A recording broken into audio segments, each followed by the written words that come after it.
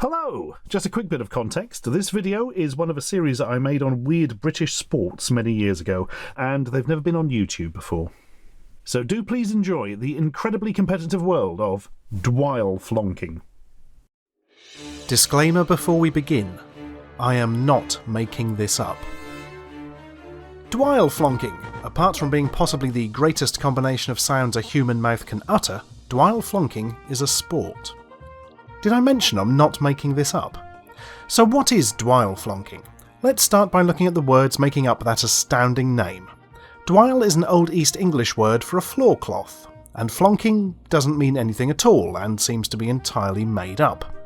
So that's not particularly helpful. All that can be gathered from the name is that it comprises two funny sounding words, one of which was made up, and it possibly involves a piece of rag used to clean floors. If at this point you've guessed that Dwile Flonking is essentially a drinking game, then congratulations, you are absolutely correct. Here's how it works. Before play you need to gather the following together. A knitted cloth, referred to as a dwile, a wooden pole about 3 feet long, referred to as a driveler, a bucket, a clean chamber pot, between 16 to 20 people dressed up as stereotypical country yokels, and lots and lots and lots of beer. Two equal teams are then formed. One team holds hands and dances around in a circle.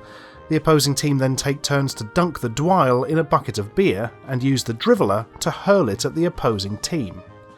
The teams then swap roles, and after everyone has had a go at flonking, the round is complete. A full match consists of 4 rounds. I should probably also mention that in Dwile Flonking, rounds are referred to as snurds. Points are awarded as follows. Hitting someone in the head is 3 points, a hit above the waist is 2 points, a hit below the waist is 1 point, and if you miss everyone, you score no points and have to drink an entire chamber pot full of beer. And in some interpretations you lose points at the end of the game if any of your team are still sober.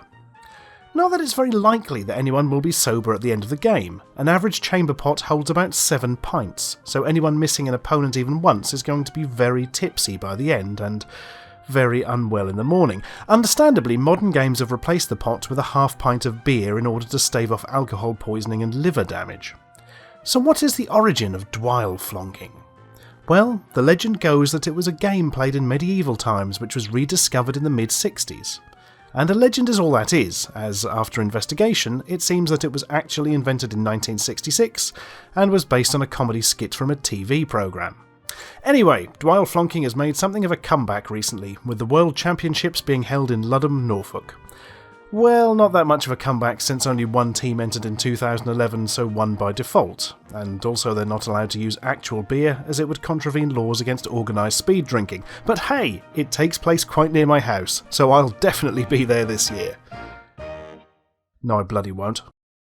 Well, that Dwile was well and truly flonked. Anyway, if you'd like to see the rest of that series, they are available now as part of our campaign for our new horror film, Turn Back. A spooky folk horror tale told in reverse. You can also get really cool stuff like repaints of our action figures in spookier colours. Ooh, look, it's Black Shook on there. And also, the absolutely beautiful, as yet to be made, my god, we've wanted to do these for years and we've only just worked out how, the Ashens Retro Movie Collection. Look, it looks like an old VHS tape, even when you open it up. And what's inside, though? Not VHS, but discs. Although there'll be 3 in the full version. This is just a mock-up, obviously. But, yeah, the idea is these will contain versions of all 3 of our films, Game Child, Polybius Heist, and Turn Back, in their original super sharp pretty editions, but also versions which have been recorded onto VHS and then re-digitised for that proper retro feel. And there's all sorts of other cool things as well. Give it a look, there's probably something you'll like.